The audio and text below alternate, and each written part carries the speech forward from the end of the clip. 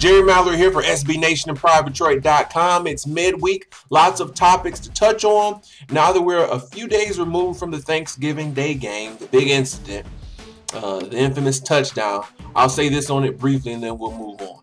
As much as we want to complain about the referees, horrible on their part, missing which was obviously an individual who was down, as much as we want to blame the NFL for their horrible rule, the Lions have no one to blame, and the fans should blame no one but the Lions themselves. Blame Jim Schwartz. As bad as the rule is, he's supposed to be aware of it. Supposedly he was, and he acted out of impulse. Coaches have to have a level of control at all times, and he lost his. Blame Brandon Pettigrew. He has horrible hands, whether it's dropping the football, whether it's fumbling. Some of the worst set of hands I've seen out of a tight end who's supposed to be a receiving threat. Blame the kicking team. Holder, kicker, snapper, whatever. They missed a 47-yard field goal in overtime.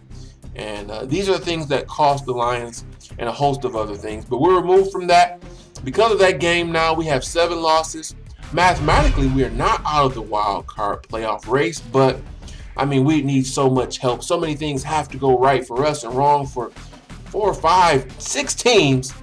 The Lions are not making the playoffs in 2012. So this puts us in a familiar spot, although it seems like it's been ages ago. Out of the race, do you cheer for them, wanting them to win as many games as possible, or do you want them to do good, but when they lose, you're not too upset because you want them to net a good draft choice? You know, we've been in this spot so much here in the 2000s, but it seems like it's been a long time ago. It was just last year that we were in the playoff race, but before that, this debate came up time and time again. For those that say lose out, well, yeah, you know, you lose out, it improves your draft stock.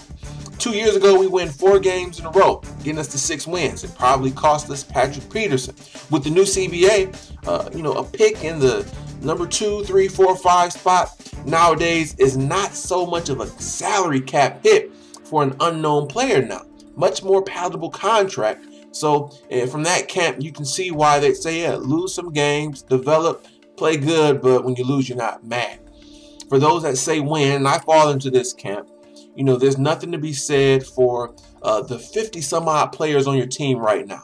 I'm not worried about some random player out of college that we might get due to the fact that we had a higher draft pick.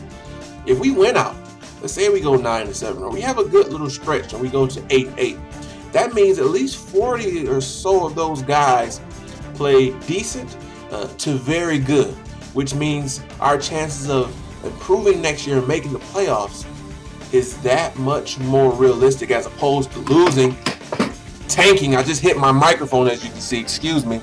As opposed to tanking and losing, and then we get this unknown commodity. No, I want us to go 9-7. I want to see, this is live, baby. This is what you do. You drop microphones, you keep moving. I want us to win 9 games because that means we don't have as many holes to fill, and we can address them still in the draft. It's still a first-round pick, and you move on from there. The next topic, Ndamukong Suh. There's been a lot of talk in the local papers and on the radio about should Ndamukong Suh be traded. Well, we have a little bit of time to decide on this offseason. And, you know, heading into the next offseason, we look at it a little bit closer because he has an option to leave, to become a free agent. Right now, I'm voting in the no camp. Again, you know, we could net a lot. Now, it depends on what type of package someone wants to offer us. If they want to do a crazy Dallas Cowboy type deal, they want to offer us several first-round picks, second-round picks, you know, this year and the future and starting players, then you have to look at it. Because realistically, with Calvin's huge contract, he's the highest paid receiver in the NFL. When Stafford's contract is up, he'll be one of the highest paid quarterbacks in the NFL. And Ndamukong Suh, highest paid defensive tackle. I mean, you know, it kind of pigeonholes you. It kind of handicaps you in what you can do in terms of your flexibility. You have a lot tied up into 3 players. So, I mean, I'm still voting on no. You keep Suh, you don't trade him. But you start to look at it a little bit closer when you talk about, for me, the financial ramifications of it and the fact that Suh has had several issues. So if someone wants to unload the Brinks truck in terms of draft picks and players, I'm saying no right now. but it's not a strong, definitive no. All right, guys, that's going to do it. We'll be back Friday. We'll be jumping on a Google Hangout with Brad Wells, the contributor of the Indianapolis Colts. We'll be talking about Lions versus Colts. And now, unfortunately, we have to play the role of the spoiler, but I'm hoping we do a good job at it. So until then, I want to thank each and every one of you for watching, for listening. Some of you doing that simultaneously, some doing one or the other.